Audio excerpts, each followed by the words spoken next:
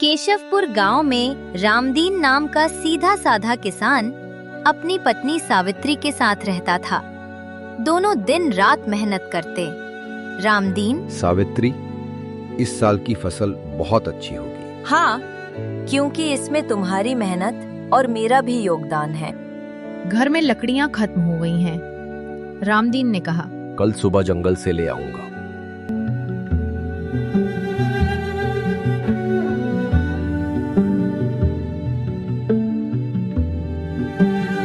अचानक अगली सुबह रामदीन लकड़ी काटने गया। वहां उसकी मुलाकात लकड़हारा गणेश से हुई। दोनों मिलकर पेड़ों से सूखी टहनियां काट रहे थे। मदीन ने झाड़ियों में कराह सुनी। अरे गणेश, इधर देखो। झाड़ियों में एक घायल बंदर पड़ा था। उसके हाथ से खून बह रहा था। रामदीन, बेचारे पर जरूर किसी जंगली जानवर ने हमला किया है। अरे भाई, छोड़ दो इसको, ये तो जंगली जानवर है। नहीं, जानवर हो या इंसान, दर्द सबको बराबर होता है। तभी एक साधु वहां आए। सचमुच इंसानियत ऐसे ही दिलों में होती है। उन्होंने मंत्र पढ़ा। रंग बिरंगी किरणें बंदर पर पड़ी। उसके घाव भर गए और बंदर उठकर बैठ गया। धन्यवाद मित्र, मेरा नाम तो नहीं है, पर अब से तुम मुझे कुछ भी कहो। रामदीन हैरान। साधु मुस्कुराए। मैंने इसे आशीर्वाद दिया है, अब ये तुम्हारा साथी बनेगा। इतना कहकर साधु चले गए। रामदीन ने बंदर का नाम रखा मंगला। मंगला हंसकर बोला, अब मैं तुम्हारा सच्चा साथी हूं।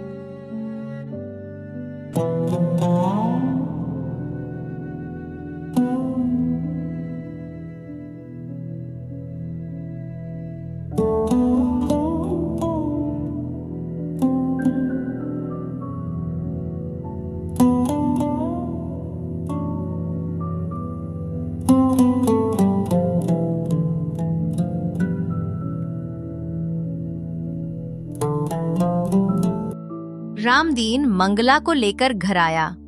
सावित्री पहले तो डर गई, लेकिन जब उसने मंगला को बात करते सुना तो चौंक गई।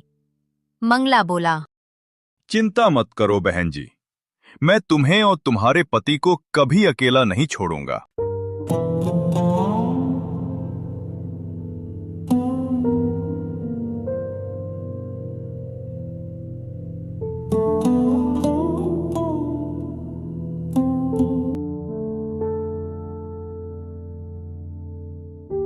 धीरे धीरे मंगला घर और खेत के कामों में मदद करने लगा।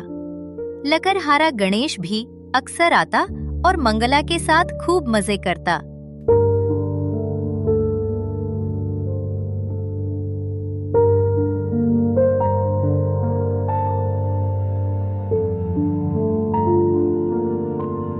एक दिन सावित्री गंभीर बीमार पड़ गई।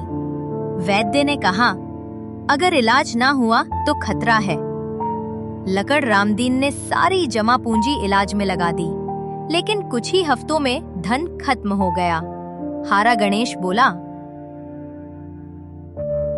भाई, जमींदार से मदद मांग लो।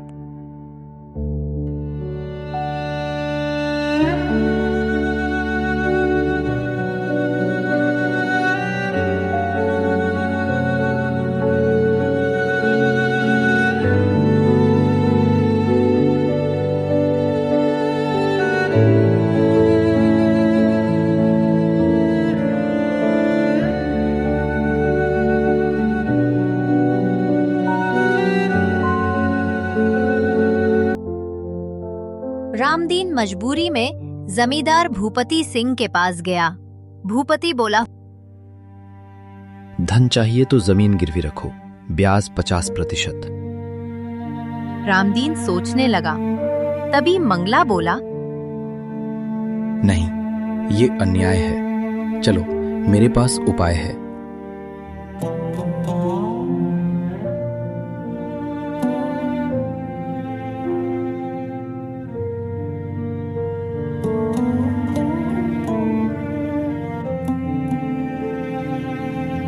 मंगला जंगल गया और साधु को ढूंढ लाया।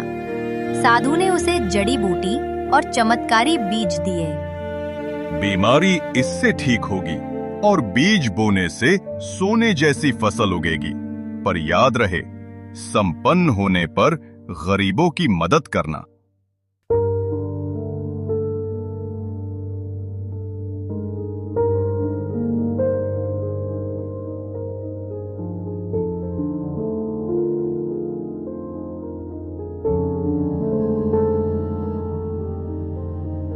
मंगला औषधि लेकर लौटा।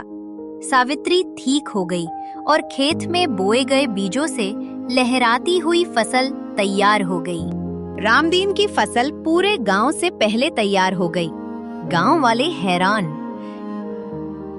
वाह, इतनी जल्दी और इतनी अच्छी फसल, ये तो चमत्कार है। रामदीन अमीर हो गया, लेकिन उसने साधु की शर्त निभाई। लकड़हारा गणेश और मंगला की मदद से उसने गांव वालों के कर्ज चुकाने शुरू किए। गांव खुशहाल हो गया।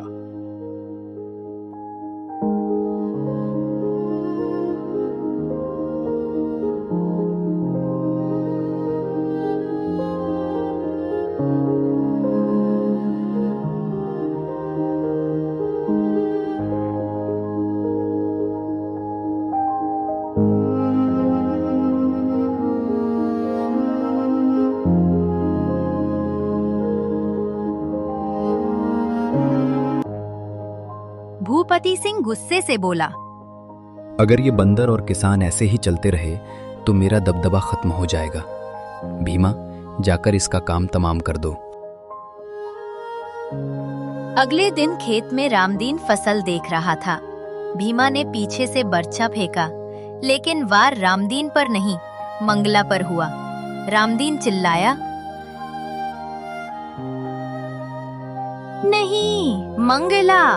मंगला मुस्कुराया, मित्र, दोस्ती का मतलब कभी कभी बलिदान देना भी होता है। इतना कहकर उसने प्राण त्याग दिए।